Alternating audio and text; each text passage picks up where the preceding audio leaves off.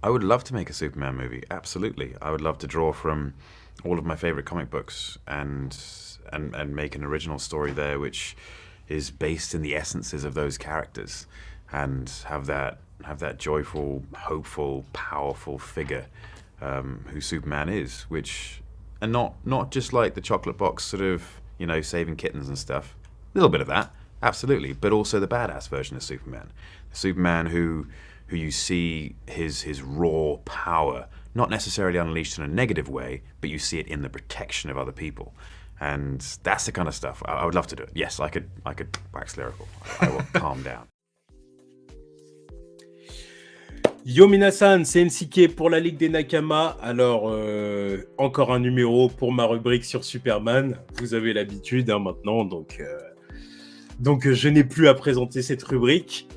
Nouvel épisode donc sur les meilleurs discours de Superman, les discours les plus inspirants. Bon, voilà, Superman, c'est un boy scout. On en a parlé il n'y a pas longtemps justement avec l'ami Anto. Vous avez certainement vu la vidéo.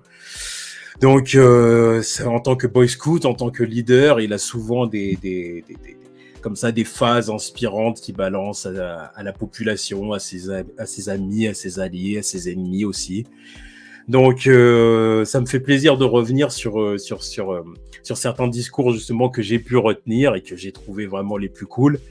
Et pour ce numéro, j'ai fait appel à un ami, à un frérot que j'ai déjà invité pour la rubrique. Donc, c'est sa deuxième apparition sur la rubrique.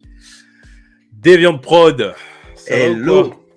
Bah très bien, puis merci pour l'invitation, surtout sur un sujet comme celui-là. En plus, c'est cool. Je trouve ça vraiment cool qu'on parle de ça. C'est une époque où on a besoin de ces discours-là. Ça montre à quel point Superman est intemporel et même au contraire, tellement il devrait être tendance, justement. C'est de ça qu'on a besoin en ce moment. Exactement, je suis d'accord. Puis justement, en plus, tout ce qui est discours, je trouve que c'est vraiment quelque chose qui le démarque des autres super-héros, justement. Parce que sans l'aspect orateur, il peut vite devenir un super-héros assez générique en soi, tu vois, dans le sens où, bon, bah ouais, si tu veux, il y a l'action. Voilà, il se bat contre des ennemis, il fait des bonnes actions ici et là, mais sans l'aspect orateur, on perd quelque chose quand même. C'est ce côté inspirant. Et du coup, c'est très bien que tu as choisi. C'est vraiment ce côté inspirant. Non seulement il montre par les actes, mais en plus, voilà, comme tu dis, il a ce côté leader de savoir. T'as ces mots qui vont te rester en tête et qui vont te suivre dans les moments justement où t'en auras besoin. Et c'est ça qui est extraordinaire avec le personnage. Exactement. Donc du coup, on a sélectionné chacun les discours les plus inspirants. Donc toi, tu m'as dit que tu en avais 4, c'est ça ? Exactement. Donc tu m'as dit que tu en avais 4 et moi j'en ai 5. Donc écoute, on va tous les faire. Au départ, j'étais parti sur 3-3. Mais tu m'as dit que tu en avais 4, allez. Moi j'en avais 5.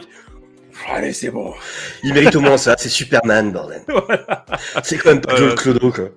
Non, exactement. C'est pas Joel Clodo, exactement. Bah, ça, c'est la petite phase que m'ont sorti Oz et Anto la dernière fois. C'est devenu le running gag, ce truc. C'est pas Joel Clodo. Donc, bah, écoute, je vais te laisser commencer, hein, honneur à l'invité, bien évidemment. Donc, tu peux nous dire quelle est la première citation que tu as envie de nous conter. Et bah, du coup, je vais partir déjà sur, je pense, un des moments les plus connus de toute façon dans les comics Superman. Tu veux que je résume un peu l'histoire vite fait ou je donne directement la citation, histoire de remettre un contexte? Ouais, bah tu peux donner, ouais, tu fais dans l'ordre que tu veux, Un résumé vite fait, de toute façon, pour être sûr que tout le monde voit bien. Voilà, alors, on va parler de toute façon de Superman All-Star, donc de Grant Morrison et Frank Quitely au dessin. Vous avez peut-être au moins vu l'animé, de toute façon, qui est très bien aussi d'ailleurs. Une série qui était sortie en 12 chapitres. Et en gros, pour vraiment résumer, parce que je pense que c'est vraiment une des plus connues, c'est un Elseworld. Et c'est en fait Superman qui, après un sauvetage qui se déroule très près du soleil, va découvrir que ok, super cool, il est super boosté, il est 3 fois plus fort qu'avant et tout ça, sauf qu'il est en train de crever. Donc, sur les jours qui suivent, voilà, c'est comment Superman va gérer sa mort qui s'est très proche. Et du coup, en plus, il a des épreuves. Voilà, il sait qu'il y a des gros événements qui vont arriver auxquels il va devoir faire face avant sa mort. Et en fait, le discours que j'ai choisi, qui est même pas réellement un discours en soi, c'est plutôt des mots donnés à quelqu'un. Et c'est, voilà, avec tout ce qui lui arrive, il est en train de mourir, ses forces diminuent, il y a beaucoup de choses qui se passent. Et il se retrouve avec Lois, à qui il a révélé il y a peu qu'il est Superman. Et là, il est en train de lui révéler enfin qu'il est en train de mourir, ce qu'elle savait pas jusque-là. C'est la femme qu'il aime, qu'il aime depuis longtemps, qui est la plus importante pour lui. Sauf que juste avant, il y a eu un événement qui a fait que ça a retardé un train, je crois, ou un métro, et dedans, il y avait un médecin. Et au même moment, il y a une jeune fille sur un toit. Et donc, c'est cette image-là qui est très connue, qui est même devenue un mème avec le temps, où on voit cette jeune fille seule sur un toit, son look un peu émo, machin, qui s'apprête à sauter, à finir ses jours, à se défenestrer. Et Superman, qui vient à un moment ultra important, qui est avec la femme qu'il aime, qui est en train de lui révéler qu'il va mourir, c'est un truc vraiment à la seconde. À la nanoseconde où il entend cette fille en danger, chouf, arrive derrière elle, lui pose juste la main sur l'épaule et lui dit ton docteur a réellement été retenu. Et vraiment tu le vois qui lui met la main sur l'épaule et qui lui dit ça n'est jamais aussi grave qu'il y paraît. Tu es plus forte que tu le penses. Aie confiance en moi. Et juste il la prend dans ses bras. Et c'est pas un discours, c'est quelques mots, mais ça montre juste à quel point Superman mettra toujours les autres en premier. Quoi qu'il se passe dans sa vie, il sera toujours là s'il y a quelqu'un à sauver quelque part, même si c'est une jeune fille qui se croit toute seule, personne ne fait attention à elle ou machin. À la nanoseconde où ça arrive, où elle a besoin de lui, il sera là, avec les mots qu'il faut pour la soutenir. Et voilà, c'est juste un moment que je trouve super joli, quoi.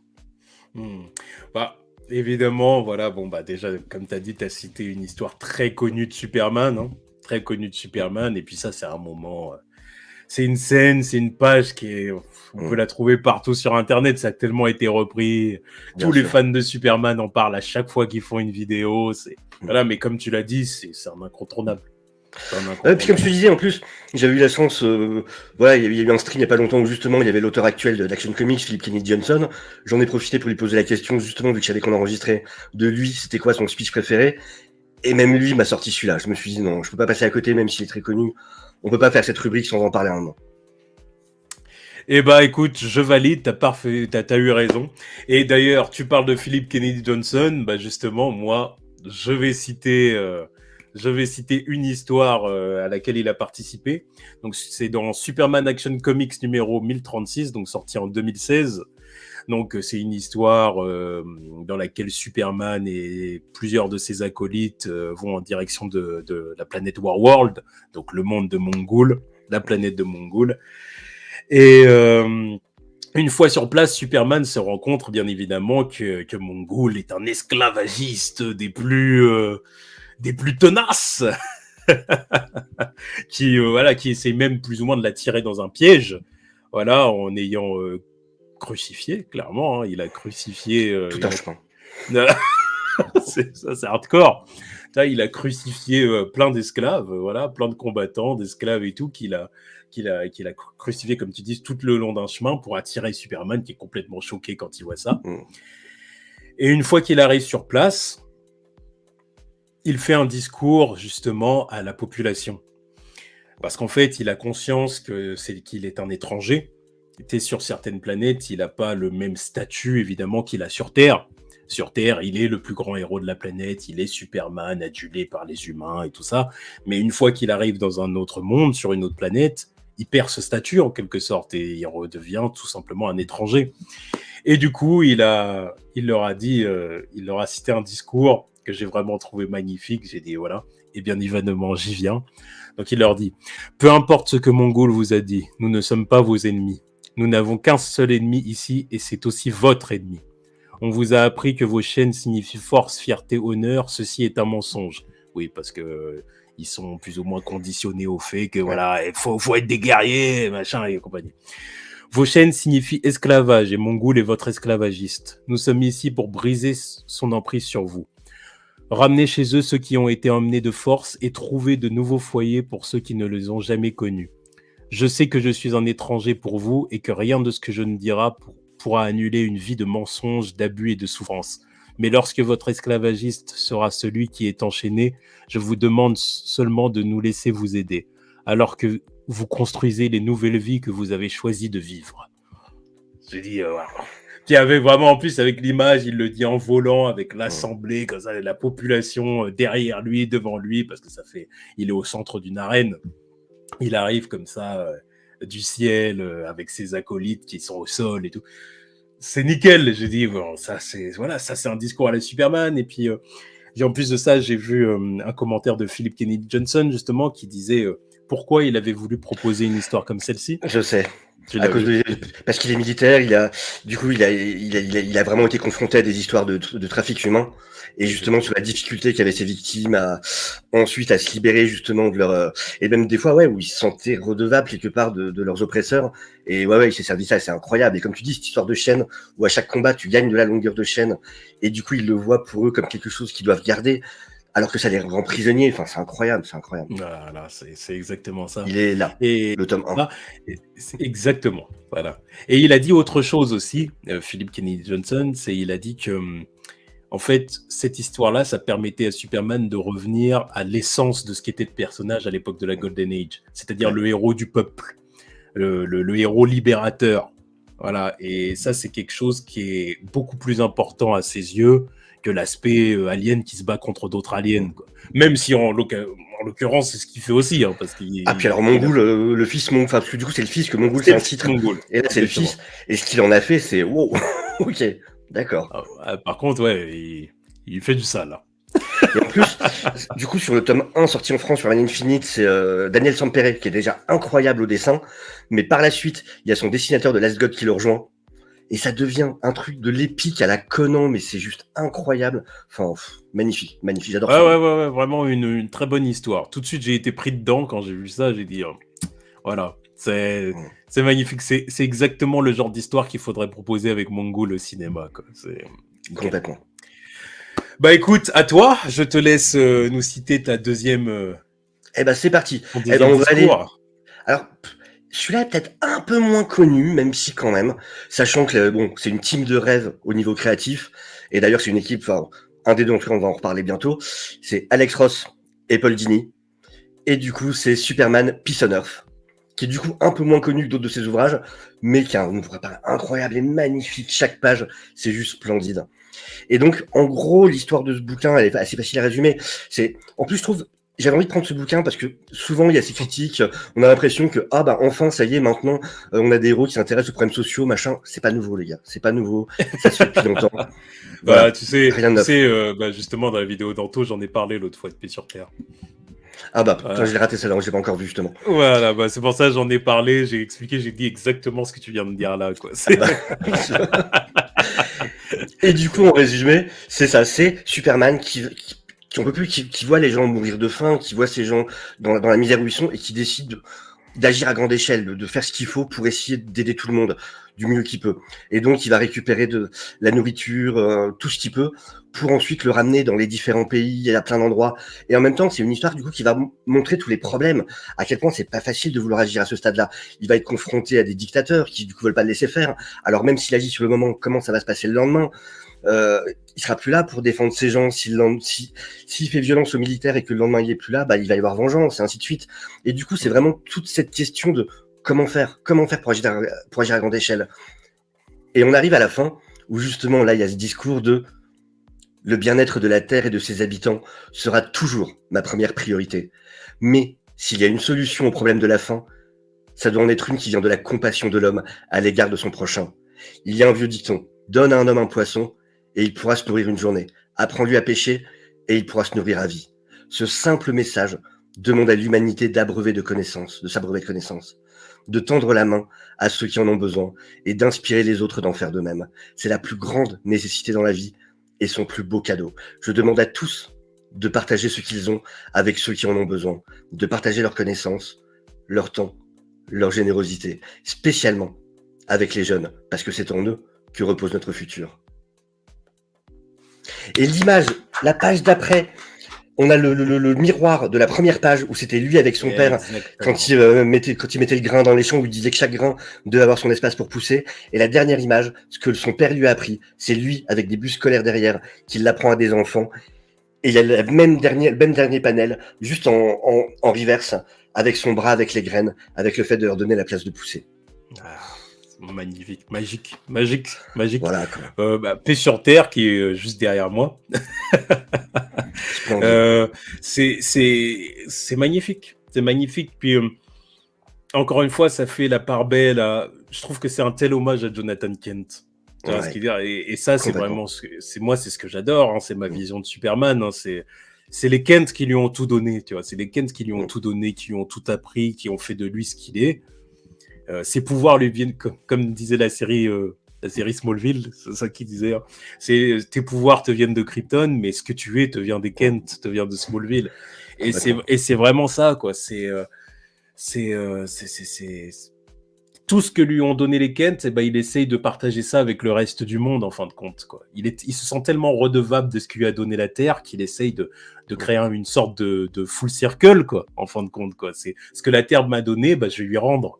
Et J'adore le voilà. Superman qui, quand il va pas bien, a besoin de rentrer dans sa chambre d'enfant de Smallville. C'est chez ses parents qu'il retrouve, voilà, quoi qu'il se passe, s'il est au plus mal ou quoi, c'est pas la portrait de solitude de machin, c'est autre chose. C'est sa chambre d'enfant de Smallville. Et quand il en a besoin, c'est la voix de Pa Kent qu'il a dans la tête. C'est cette voix-là qui lui donne les phrases. C'est son sensei à lui. Tu vois, comme dans tous les trucs, t'as toujours la voix du sensei, la voix de Qui-Gon pour Obi-Wan ou ainsi de suite. Lui, c'est la voix de Pa Kent. C'est lui sa balise morale. Exactement. Ah, je suis complètement d'accord. Hein. Je suis complètement d'accord. De toute façon, ça, j'en ai déjà parlé maintes et maintes fois. Moi, je suis pour le fait de le laisser vivre le plus longtemps possible, même Jonathan Kent, voilà, qui voit son fils devenir Superman, qui soit là encore pas mal d'années après que Clark soit devenu Superman. Ouais. Et même au moment où il meurt, il faut qu'il garde malgré tout ce compas moral quoi, que lui a donné Jonathan Kent. Et ça, c'est voilà. Bah écoute, je vais donner ma deuxième citation, mon deuxième discours. Donc, deuxième discours, c'est dans Action Comics numéro 775, sorti en 2001, donc avec Joe Kelly au scénario. Donc, c'était la fameuse histoire Superman, qu'est-ce qu'il y a de si drôle à propos de la vérité, de la justice et du modèle américain, qui a été adapté en animé d'ailleurs, Superman contre l'élite. Ouais, très sympa d'ailleurs. Oui, très sympa. Donc, bon, bah, c'est une histoire qui est vraiment basée sur l'aspect moral du personnage. C'est-à-dire que Superman se retrouve face à une nouvelle génération de héros qui ne croient plus en son idéal, en fait, qui ne croient plus en ses valeurs.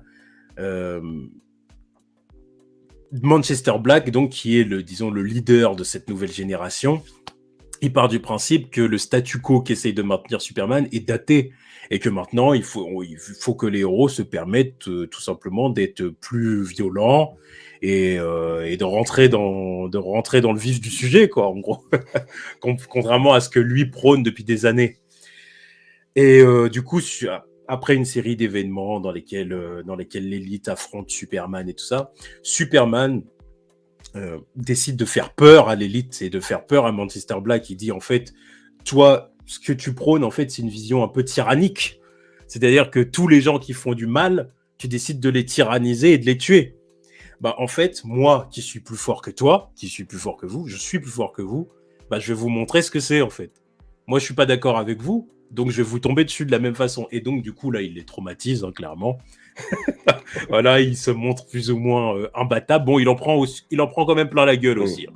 Il en prend quand même plein la gueule. Hein. Déjà, dans l'image du comics, on le voit en sang, le costume déchiré et tout. Il en a pris aussi plein la gueule quand même. Mais il reste quand même plus fort. Et à la fin, il lobotomise plus ou moins Manchester Black en cramant une partie de son cerveau qui lui permettait d'utiliser ses pouvoirs, parce que Manchester Black est un méta-humain. Il y a des pouvoirs psychiques, psycho, je sais même plus comment on appelle ça. Télékinétique, et puis aussi, il peut faire des choses. Voilà, exactement. Ouais, voilà, c'est un illusionniste, on va dire. Et à la fin, Superman fait mine qu'il va le tuer. Voilà, il fait semblant de le tuer, et là, on voit un Manchester Black apeuré, terrifié à l'idée de mourir. Il lui dit arrête, non, toi t'es pas comme ça, tu fais pas ça, qu'est-ce qui t'arrive, qu'est-ce qui te prend? Voilà, et Superman arrête son poing au dernier moment et il dit en gros, tu vois ce que tu fais, tu vois ce que ça fait. Parce que dire, c'est pas la solution d'agir de cette façon-là. Et on en arrive justement à ce discours-là, dans lequel, alors là, du coup, c'est un peu un dialogue hein, que j'ai noté, mais en gros, Manchester Black, il lui dit, quand il voit que Superman, en fait, tout ça, c'était un scénario, il n'a pas vraiment tué ses acolytes, il n'avait pas l'intention de le tuer lui, et que tout ça, en fin de compte, c'était un coup monté vraiment pour lui faire perdre la face devant le reste du monde. Manchester Black lui dit, tu crois que c'est fini? Je n'ai pas dit mon dernier mot, espèce d'ordure. Si tu crois que je vais rester bien gentiment en prison, tu te fais des illusions, tu rêves les yeux ouverts. D'ailleurs, en VO, c'est You live in a fucking dream world. Et Clark lui dit, très bien, les rêves nous sauvent, les rêves nous élèvent et nous transforment. Et sur mon âme, je le jure, jusqu'à ce que mon rêve d'un monde où dignité, honneur et justice deviennent la réalité que nous partageons tous, je n'arrêterai jamais de me battre. Jamais. Et ça, c'est un moment où tu dis... voilà, encore une fois, là on va dans l'aspect très optimiste du personnage. Ça fait écho à ça, c'est-à-dire que le personnage, en gros, a complètement conscience que le monde ne sera jamais débarrassé du mal, qu'il y aura toujours des problèmes, qu'il y aura toujours des ennemis, qu'il y aura toujours de nouveaux challenges. Mais ce que Superman il dit, c'est il faut pas abandonner pour autant. Il faut essayer. Il faut toujours essayer. Parce que sinon, c'est la fin du monde, quoi, en quelque sorte, quoi. Si on abandonne face au mal et face aux valeurs négatives, bah, c'est la fin du monde. Et c'est ça, en gros, ce qu'il raconte. Et ça, je trouve que c'est vraiment une très bonne histoire pour ça, quoi. Je trouve ça très bien écrit, parce qu'en plus, ce qui vraiment le fait aller jusque-là, c'est le fait, surtout, je pense, d'entendre des enfants à un moment qui prennent vraiment l'élite comme un modèle. Et là, ils se rendent compte de l'exemple qu'ils sont en train de donner, du coup, à cette génération qui grandit. Et comme tu dis, le moment où il part en mode sauvage, où il leur fait croire qu'il a tué tout le monde, où il lui fait croire qu'il a lobotomisé, tout ça, c'est fou. Et ce qui est super intéressant avec cette histoire, quelque part, tu as fait référence au début, c'est que Manchester Black, justement, bien plus tard, deviendra lui aussi un allié de Superman. Et ça montre encore une fois à quel point Superman est toujours prêt à donner une seconde chance. Et ça, je trouve, voilà, c'est vraiment partie du personnage aussi, justement. Exactement. Et ouais, c'est vraiment une très bonne histoire, quoi. C'est vraiment une très bonne histoire à conseiller. Si vous avez toujours pas vu cette histoire ou que vous la connaissez pas, contentez-vous tout simplement de regarder l'animé. Donc, c'est Superman contre l'élite, Superman vs l'élite. Puis vous le regretterez pas, c'est vraiment une histoire sympa dans laquelle on voit un Superman qui doit se positionner. Et Superman n'est jamais aussi bon que quand il doit se positionner par rapport à une problématique humaine, je dirais, terrienne. Complètement. Voilà, donc à toi. Alors c'est marrant parce que du coup ça fait 2 fois que je viens faire la rubrique et ça fait 2 fois que je parle d'un auteur. Donc pourtant je suis pas tout le temps spécialement fan, mais il s'avère qu'il y a ces 2 fois où il y a un moment où il colle bien. Et pour le coup c'est Tom King, accompagné par Monsieur Andy Kubert, donc un peu la classe quand même. Et c'est Up in the Sky, du coup qui était un titre à la base qui était sorti, c'est une mini-série qui était sortie pour Walmart, c'est un Walmart exclusive, mais qui est devenu un des titres modernes assez cultes et qui est vraiment génial. En gros le résumé, ça part sur une famille qui a 4 enfants, 4 enfants orphelins qu'ils ont chez eux. Il y a une attaque chez cette famille et les parents meurent. Il y a des enfants qui meurent, une qui est blessée et une qui est kidnappée, qui est enlevée. On sait absolument pas où. On sait juste qu'elle a été enlevée, qu'ils sont partis avec le Zetabim, donc ce même moyen de téléportation qu'utilise Adam Strange. Et il est prévenu par Batman. Il va commencer vite fait à se poser des questions, à enquêter. Et en fait, il y a vraiment cette problématique de, ok, cette petite fille a été enlevée, mais qu'est-ce que je fais? Comment je peux faire? Enfin, je sais pas du tout où elle est, quelque part dans l'espace. Je peux pas laisser la Terre. Il se passe des choses ici. Mais cette petite fille, elle est toute seule. Et c'est vraiment cette problématique de Superman qui veut pouvoir aider, mais en même temps, il y a toujours des choix à faire. Et il y a et donc ça va engager toute une suite d'épreuves de Superman qui va partir du coup quand même enquêter pour retrouver cette petite fille qui est toute seule perdue quelque part. Et il y a 2 choses en particulier qui m'ont énormément plu dedans. Il y a déjà un tout petit échange qu'il a avec Lois à un moment où elle lui dit: tu les inspires. Et lui répond: non. Ce sont eux qui m'inspirent. En parlant des êtres humains. Et c'est quelque chose qui revient assez souvent avec Superman, j'en ai noté pas mal sur ce thème-là, où souvent il y a ça, où des fois il a le sourire en rentrant le soir, et elle lui dit: t'as rencontré quelqu'un comme ça, puis tu fais quoi? Quelqu'un qui t'a inspiré, c'est ça. Et il y a un deuxième, c'est l'échange, c'est après qu'il ait enfin retrouvé cette petite fille justement, où il a un échange avec elle, et il revoit quelqu'un qu'il a rencontré pendant son aventure et qu'il a sauvé, où du coup, il y a cet extraterrestre qui pleure dans les bras de Clark, de Superman, et la petite fille demande à Clark: mais pourquoi est-ce qu'il pleure? Il dit: certaines personnes pleurent quand elles sont contentes. Mais pourquoi est-il content? Il était malade. Il pensait qu'il allait mourir, mais il est toujours là. Mais pourquoi est-ce qu'il est pas mort? T'as trouvé un remède? C'est pour ça qu'il te disait merci? Oui. Et c'était difficile de trouver un remède? Oui. Mais pourquoi tu l'as aidé? Parce qu'il en avait besoin. Mais s'il y a d'autres personnes qui en ont besoin, tu t'essaieras de les aider? Bien sûr. Mais tu vas essayer d'aider tout le monde? Non, mais je vais essayer. Et c'est vraiment ce côté de c'est quoi la limite de Superman? Et cette question qui revient souvent. Cette question, c'est qu'il doit faire des choix. C'est une des problématiques de Superman. C'est que oui, il est très puissant, oui, tout ça, oui, il est rapide, oui, il est celui, oui, il est cela. Mais il se passe tellement de choses partout. Comment il fait? Comment il fait les choix? Et c'est ça le côté déchirant. C'est qu'il peut pas sauver tout le monde, quels que soient ses pouvoirs, et qu'il est obligé de décider à des moments. Et c'est dur. Et il essaiera, il fera son maximum pour en faire le plus possible, mais même lui a ses limites. Et c'est ça que je trouve intéressant, ce côté mis en avant, quoi. Et lui a ses limites, et ça, évidemment, c'est un truc à exploiter. Quoi que tu fasses avec Superman, c'est un truc qu'il faut exploiter. C'est justement la limite de ses capacités. C'est-à-dire qu'il a beau être exceptionnel sur Terre, n'empêche que c'est pas un dieu, quoi. Et il peut pas être partout à la fois, il peut pas tout faire. Et je vais même aller plus loin que ça. C'est que il peut pas être partout à la fois en tant que Superman, mais il peut pas non plus être partout à la fois en tant que Superman et Clark Kent aussi. Parce qu'en tant que Clark Kent aussi, il a une vie. Il a une vie. Il a son job de journaliste, il a sa vie privée. Tu vois ce que je veux dire? Ses parents, sa mère, tout ça. Et il a besoin de ça aussi pour garder les pieds sur terre et rester humain dans son cœur, si tu veux. Donc, est-ce qu'il doit sacrifier ça pour être un héros, sachant qu'au bout d'un moment, il pourrait péter les plombs et avoir une sorte de fatigue psychologique aussi, tu vois. C'est le fait de vivre parmi les humains qui le rend si humain aussi, en plus. Donc, il a besoin de ce temps partagé. Voilà. Mais le truc, c'est que le temps qu'il investit en Clark Kent, c'est du temps qu'il investit pas en Superman, et inversement, tu vois. Donc, comme tu dis, c'est faire des choix. Il est obligé de faire des choix. Donc, ouais, bah, vraiment, très bonne citation. C'est voilà, ça pointe du doigt une des plus grosses problématiques du personnage. Mon discours suivant. Alors là, mon discours suivant, bah, c'est quelque chose. C'est une histoire extrêmement connue dont j'ai parlé maintes et maintes fois, dont tout le monde parle énormément. Kingdom Come, évidemment, 1996, donc au scénario Mark Waid et Alex Ross. Kingdom Come, alors voilà, bon, c'est une histoire les plus connues de Superman. J'en ai parlé tellement de fois que je vais épargner Parce qu'elle le mérite. Elle le mérite, comme tu dis, mais je vais épargner le résumé parce que j'en ai tellement parlé. Mais bon, voilà, c'est Superman qui revient des années plus tard, plus âgé, avec les tempes grisonnantes. Il a laissé tomber l'humanité après que l'humanité ait fait un choix qui l'a déçu. Donc il s'est détourné de l'humanité, il s'est détourné même de son nom de Clark Kent. Hein. Il s'en est détaché parce qu'il est tellement déçu qu'il s'en est détaché, quoi. Sauf qu'au bout d'un moment, Wonder Woman revient le chercher et lui dit « Bon, il faudrait que tu reviennes parce que la nouvelle génération, ils font des conneries. » Donc ça rejoint un peu d'ailleurs l'histoire avec Manchester Black.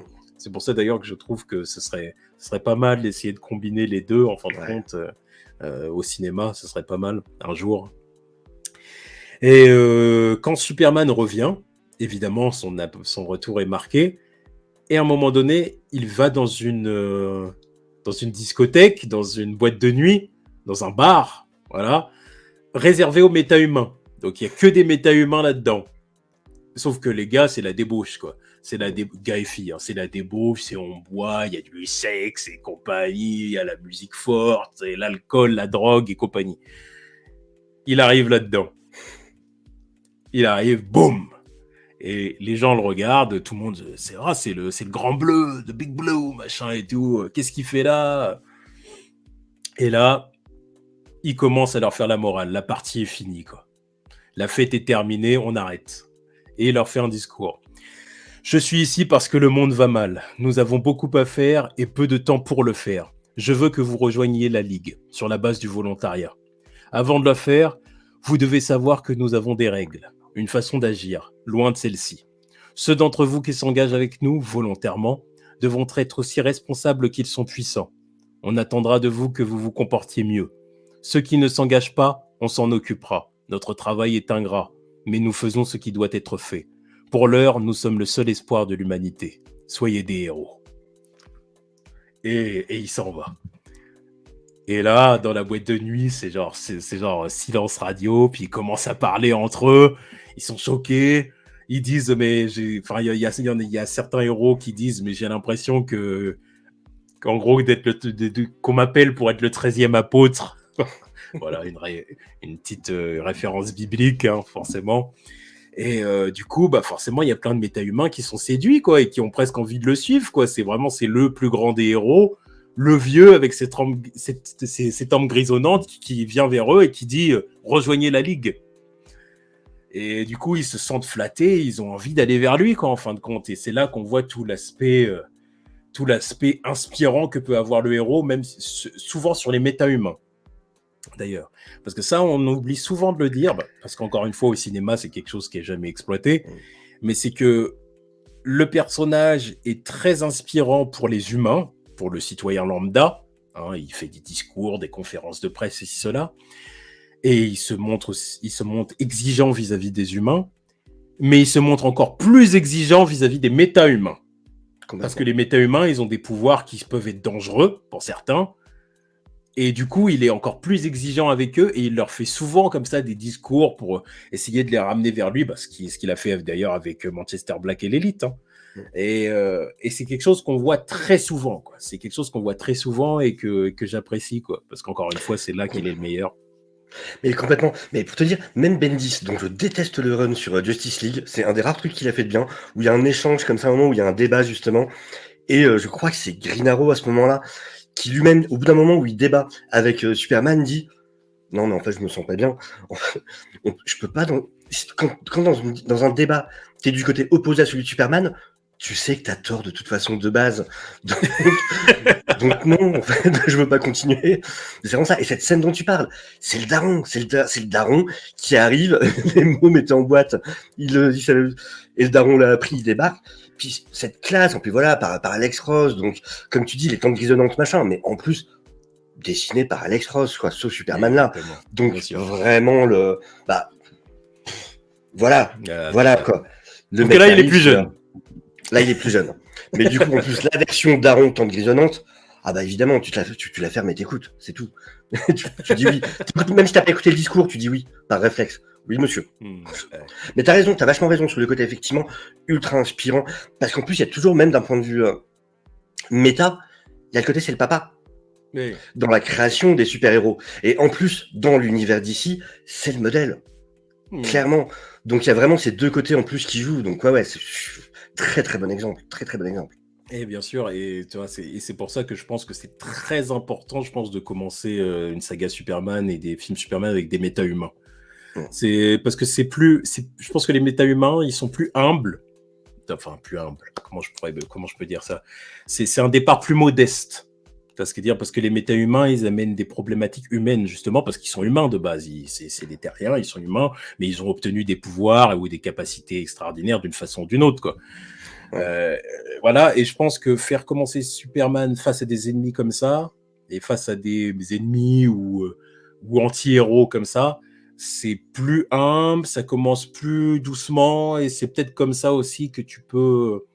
Ouais, à contrario de le mettre directement face à des menaces cosmiques. Du coup, ouais, commencer par les méta-humains, effectivement, c'est clairement... Exactement. Il y a crescendo. Exactement. Et puis adapter la puissance de Superman par rapport à ça aussi, tu vois. C'est-à-dire que commencer avec des méta-humains au moment où Superman est le plus bas au niveau de sa puissance, tu vois. Et le faire évoluer, du coup les menaces en même temps. Puis à un moment donné, en arriver à des aliens et des menaces cosmiques comme ça. Voilà. Complètement. Je pense que c'est comme ça qu'il faut s'y prendre. Mais bon. Voilà, on verra. Ah ouais, avoir le héros qui se dépasse au fur et à mesure. Si tu le fais commencer directement par des menaces ultra cosmiques, comment tu le fais dépasser après? Bah, surtout que ça devient... Puis le truc, c'est qu'en plus, même en termes d'action, ça devient répétitif. Hein. Parce que un combat Superman contre Zod, ça ressemble vachement à un combat Superman contre Darkseid. Ouais. Tu vois, alors que Superman contre le Metallo, c'est pas pareil que Superman contre le Parasite. Superman contre le Parasite, c'est pas Superman contre Livewire. Superman contre Livewire, c'est pas Superman contre... Manchester Black. Voilà, tu vois ce que je veux dire, parce qu'il propose des combats différents qui demandent même à Superman de s'adapter en termes de stratégie, d'utilisation de ses pouvoirs et puis de l'environnement qui l'entoure. Donc voilà, les méta-humains, je les trouve plus intéressants de toute façon en général. Ouais, puis ça peut parler de son intelligence aussi, un truc qu'on montre pas assez. Enfin, il y a plein de choses à faire.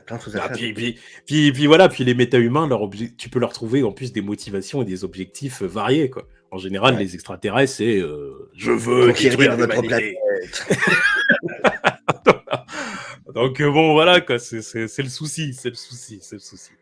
Clairement, ouais. Enfin, il y a des choses intéressantes. Ouais, voilà, donc c'est Alors, excellent. À toi.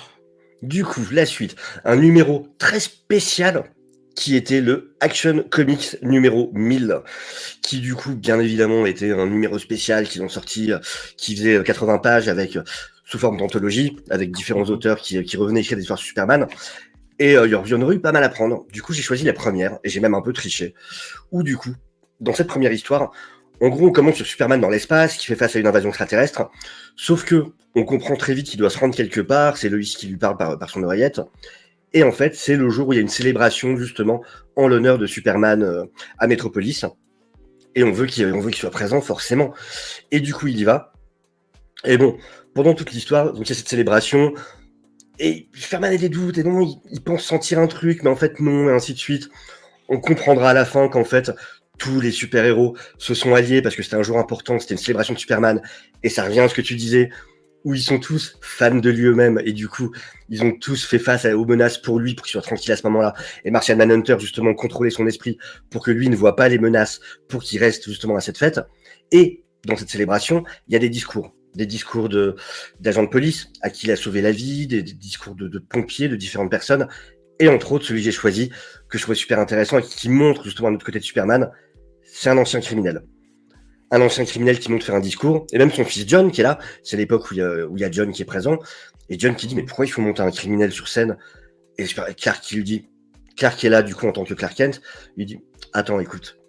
Et ce type dit je suis certainement le seul gars ici qui a été arrêté par Superman. J'étais même pas sorti du lycée la première fois.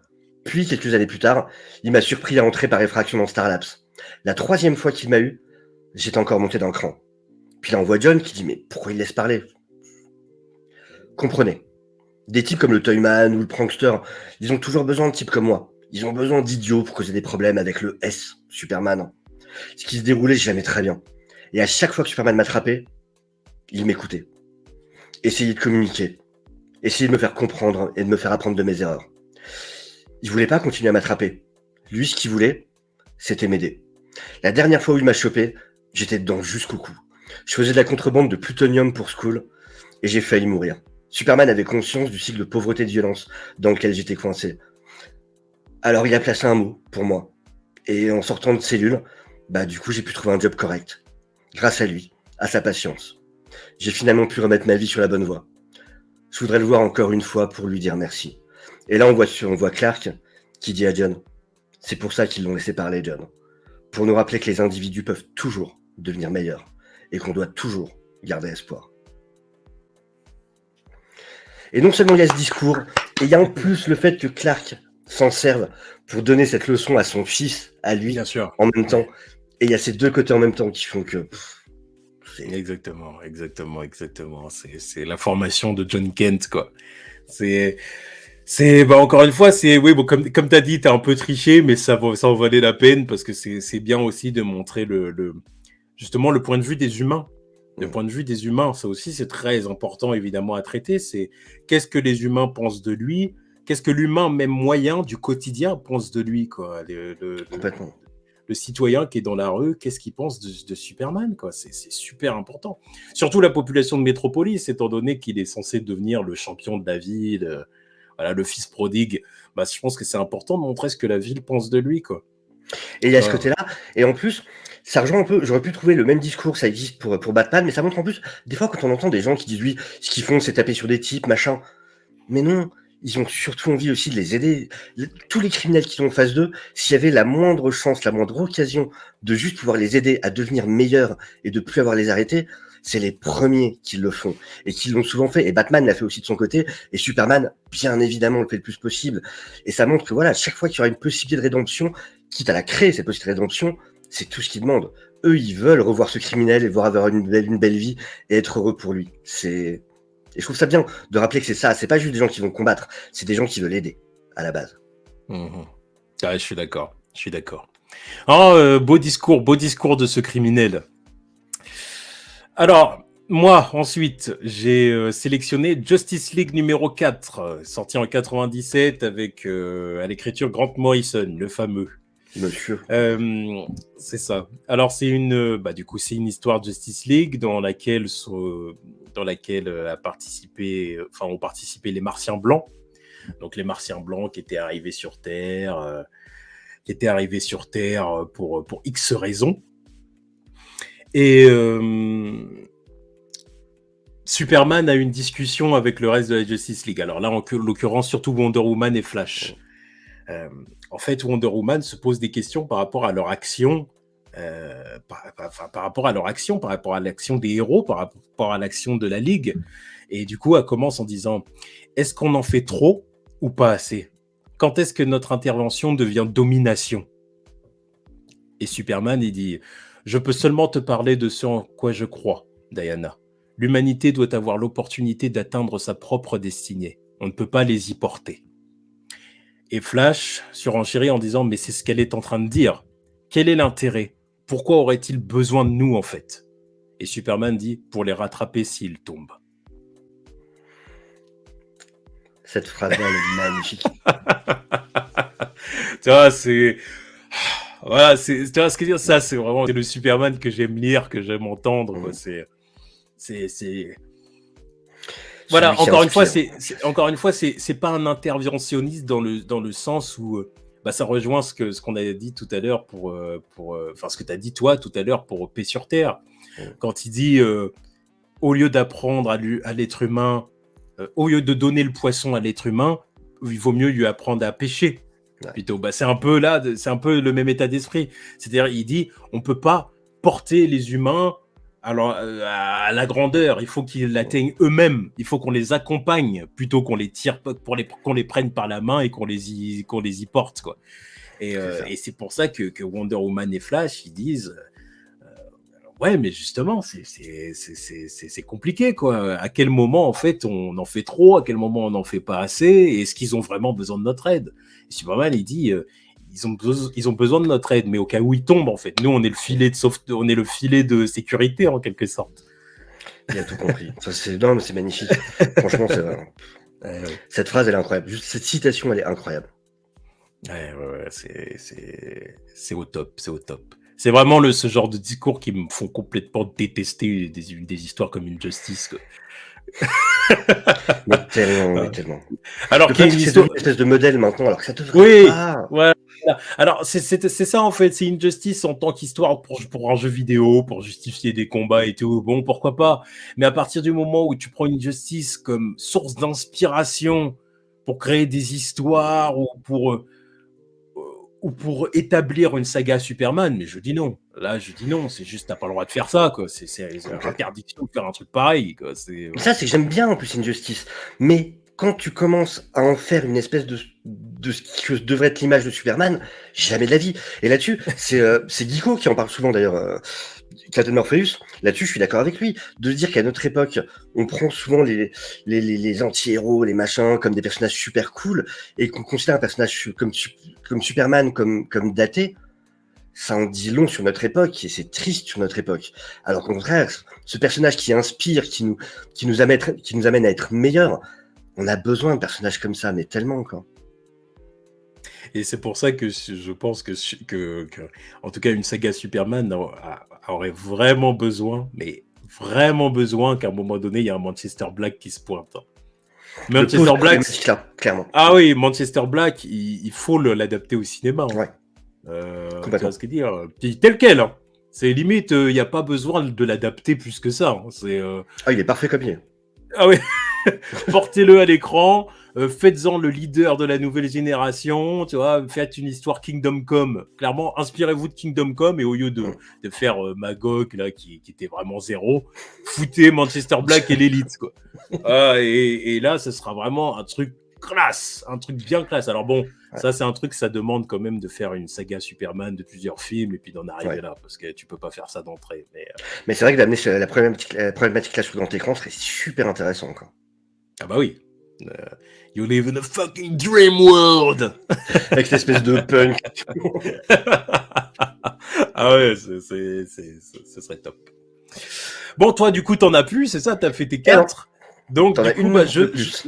C'est ça, je donne ma dernière citation. Alors, ma dernière citation vient de la... Encore une fois. C'est ça, exactement. Alors, ma dernière citation vient de la série Smallville. Alors, la série Smallville, qui est la série, une des 2 séries, ou une des 3 séries qui ont fait de moi un grand fan de Superman, quand j'étais plus jeune, évidemment. Normal. Donc là, la citation que j'ai prise, c'est dans Smallville saison 5, épisode 7, donc à cran. Avec au scénario Steven S. D. Knight, qui a écrit pas mal d'épisodes pour la série. Et en fait, c'était une histoire dans laquelle Clark était victime des effets d'une kryptonite particulière qui lui faisait avoir des hallucinations, et il voyait la trahison partout parmi ses proches et tout ça. Et en fin de compte, on se rend compte à la fin de l'épisode que tout ça, c'était en fait une machination de Brainiac. En fait, Brainiac qui avait créé une kryptonite particulière justement pour avoir cet effet-là sur Clark. Mais au départ, il se fait passer pour un allié de Clark, et il se fait passer en plus pour un kryptonien pure souche, alors qu'en fait, ça ne l'est pas. Et il s'ensuit une discussion entre Clark et Brainiac, qui ne se fait pas appeler Brainiac dans un premier temps, mais bon, voilà. Ils ont une discussion dans laquelle en fait, Brainiac essaye d'attirer Kal-El, parce que bon, il l'appelle Kal-El, il essaye de l'attirer vers lui. Et en fait, il commence à dénigrer l'humanité, quoi. Bon, ce qu'on disait tout à l'heure, l'alien, forcément, l'alien qui se sent supérieur et qui dénigre l'humanité. Donc Brainiac, au bout d'un moment, lui dit « La race humaine a un potentiel certain, mais à ce stade précis de son histoire, la duplicité est comme une seconde nature chez elle. Même ceux que vous croyez aimer ne méritent pas votre confiance. » Et du coup, Clark lui dit « Vous ne connaissez pas la race humaine. Certes, ils peuvent être méchants. Ils se trahissent entre eux pour un oui, pour un non, c'est vrai. Mais je connais des hommes honnêtes, droits et loyaux, qui feraient n'importe quoi pour protéger ceux qu'ils aiment, même s'ils viennent d'une autre planète. » Et Brainiac lui dit « Kal-El. » Et Clark tout de suite le coupe et lui dit « Je m'appelle Clark et je crois en mes amis et ma famille. »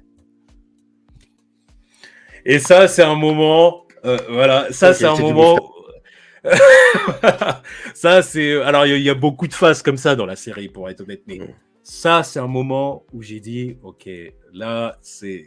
Vous avez vraiment compris Superman. » Dieu sait que c'est une série qui a ses défauts.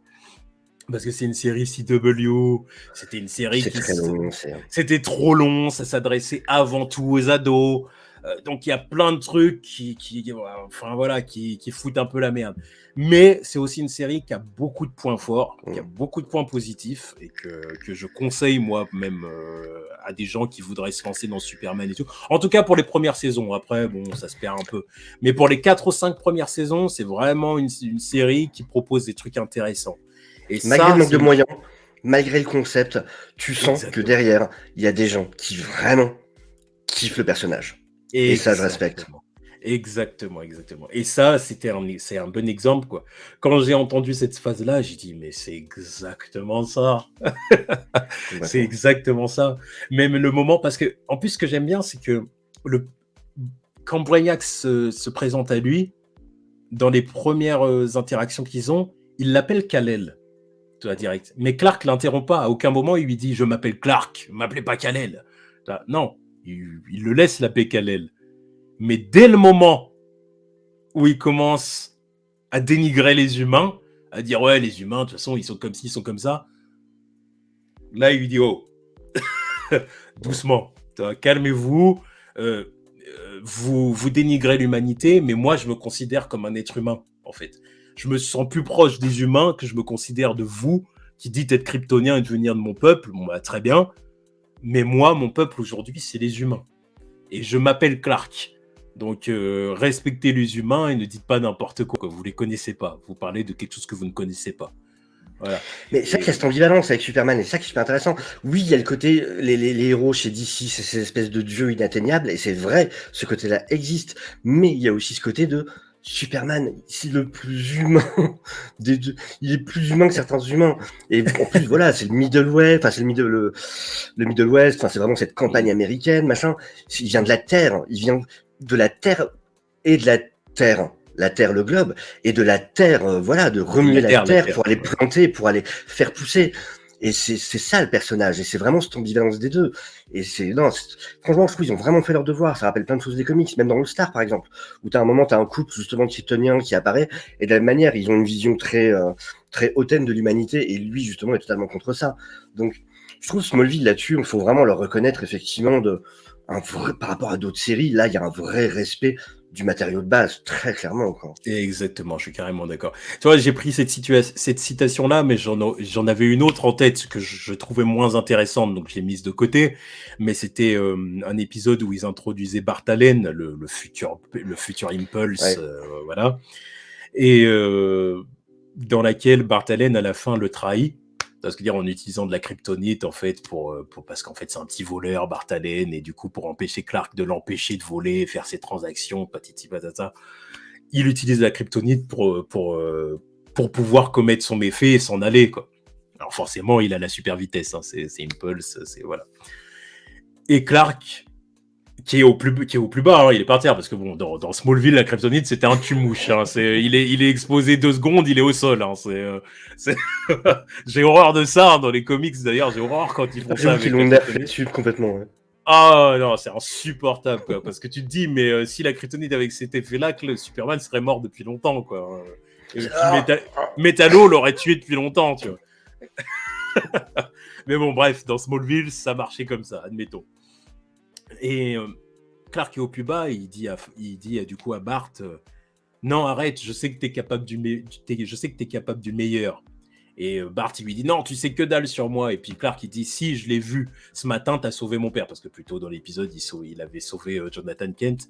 Et il dit, voilà, je t'ai vu sauver mon père, je sais que t'es capable du meilleur, mais il faut que t'arrêtes cette fuite en avant, faut que t'arrêtes parce que c'est aussi un gamin qui avait fugué de chez ses parents, parce que ses parents acceptaient pas qu'il ait des pouvoirs, tout ça.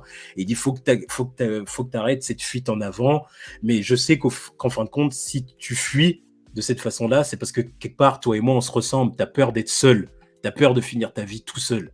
Et en ça, on se ressemble et je te comprends, mais il faut que tu arrêtes. Et là, encore une fois, on est dans un truc à la Superman, et ça rejoint ce que je te disais tout à l'heure, c'est Superman qui est toujours dans cette main tendue aux méta-humains qui ont tendance à se perdre. Si tu as des super pouvoirs, bah serre-t'en pour aider les gens. C'est le phare. Voilà. C'est un phare. Dans l'obscurité, machin, il y a de la brume, il y a du machin. T'as Superman qui est là, qui brille. Tu sais que c'est cette direction-là où il faut aller. Exactement. Et voilà pourquoi j'aime Superman. Voilà. Des fois, il y a des abonnés c'est déjà arrivé qu'il y ait des abonnés qui me disent, dis-nous ce que tu aimes tant chez Superman. Qu'est-ce que tu aimes chez Superman? Mais c'est ça. C'est cet aspect justement inspirant. Avant l'aspect action. L'aspect action a son importance évidemment. Tu vois, un film comme Superman Returns, en effet, il y avait un problème. Peut-être, il manquait une menace physique. Ouais. Je suis d'accord avec ça. Mais l'aspect inspirant et orateur et cet aspect comme ça très leader et papa comme tu as dit, c'est primordial. Il faut absolument qu'il ait cet aspect-là parce que sinon c'est pas Superman pour moi. C'est pas Superman. Non, c'est un héros lambda, sinon c'est n'importe qui. Lui, voilà, c'est lui, c'est le premier, c'est voilà. L'exemple à suivre, c'est le modèle. Voilà, exactement. Le blueprint. Enfin bon, t'as dit? Le blueprint, comme disent en anglais. Le blueprint, exactement, le blueprint. Enfin bon, voilà, du coup, on a dit tous nos discours, toutes nos citations. Donc, évidemment, au montage, je vais mettre toutes les images qui vont les illustrer. Et puis, en espérant que ça va vous donner envie d'aller voir justement les histoires ou épisodes, du coup, qu'on a cités. Et voilà, encore une fois, Superman, c'est la vie. Voilà. Totalement. Élisée. Voilà. Il y a tellement d'histoires incroyables avec Superman. Franchement, faites-vous plaisir. Testez-en au moins un. Vous verrez. Vous n'arriverez plus à vous arrêter après. C'est ça. Enfin bon, voilà. Du coup, merci à toi. Merci à toi de t'être prêté au jeu, d'avoir fait le boulot. Et merci à toi pour l'invitation. Toujours un plaisir. Mais de rien. Hein. De toute façon, il y aura évidemment d'autres épisodes de la rubrique.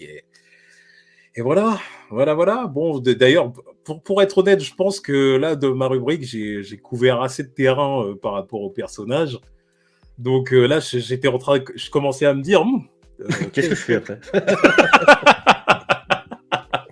Ouais. Il serait temps de faire des reboots. Je vais faire des reboots. Non, mais voilà. Je pense, en vrai, pour être honnête, je pense que j'ai tout couvert par rapport au personnage. Là. Enfin, tous les aspects les plus importants du personnage, je pense que je les ai traités. C'est pour ça même que j'ai même fait écho à certaines vidéos que j'ai fait avec d'autres youtubeurs sur leur chaîne et que je les ai plus ou moins intégrées à ma rubrique pour les amener vers eux, comme Anto par exemple la dernière fois. Donc s'il vous plaît, au secours en commentaire, mettez des idées de rubriques. Non, mais la rubrique n'est pas morte. La rubrique n'est Non, pas bien morte sûr. dans le sens où, par exemple, il y aura une critique de la saison 2 de Superman et Lois. Et puis aussi, voilà, les épisodes qui arrivent, c'est des épisodes où, en fait, voilà, j'ai un gars que je connais, un pote de longue date, qui est un excellent dessinateur, un excellent artiste. Je le trouve très bon dans sa catégorie. Qui va illustrer certaines idées que j'ai, en fait, pour la saga Superman. Donc là, avec lui, j'ai fait vraiment le premier film est presque terminé, donc Superman contre Riot. Ouais. Ouais, oui, bah, En gros, c'est un comics du coup le truc que t'es en train de faire. Quoi. c'est pas un comics parce que Un tu vois, storyboard. parce que plus ou moins, disons que en fait, j'ai fait, je lui ai demandé 4 ou 5, 4, 5, 6 images. D'accord. Et il m'a dessiné ça, et puis en fait, je l'ai publié dans une vidéo en expliquant « Attends, j'arrive ». Et puis je vais les publier et montrer un peu quelle histoire j'ai envie de proposer comme ça, quoi. Et puis la première histoire, du coup, c'est Superman contre Riot. Tu vois ce que dire, voilà, épisode 1. C'est trop bon ça. Voilà, mais bon, voilà, c'est j'attends encore, c'est pas encore prêt, Mais c'est un épisode évidemment qui arrive pour la rubrique. Ah bah écoute, tu veux voir ça, ouais. Ouais, pressé même de vous présenter ça, parce que franchement, les dessins qu'il m'a fait, c'est... Ah, ça, voir tes idées de mise en dessin, ça doit être tellement génial en plus. Quoi. Je vais peut-être te faire partager quelques dessins en exclu, tu vois, pour que tu vois, pour que tu vois un peu ce qui m'a fait. C'est pas fini, hein, tout n'est pas là, hein, mais ceux que j'ai, je vais te les envoyer. Ah, mais un petit sneak peek, un petit preview, je dis oui. Voilà. Bon, bah du coup, au prochain épisode de la rubrique. Allez, tchuss. Ciao. Et bien évidemment, d'ailleurs, j'ai oublié, le lien pour la chaîne de Deviant Prod est dans la description. N'oubliez pas d'aller vers sa chaîne, bien évidemment. Allez, tchuss.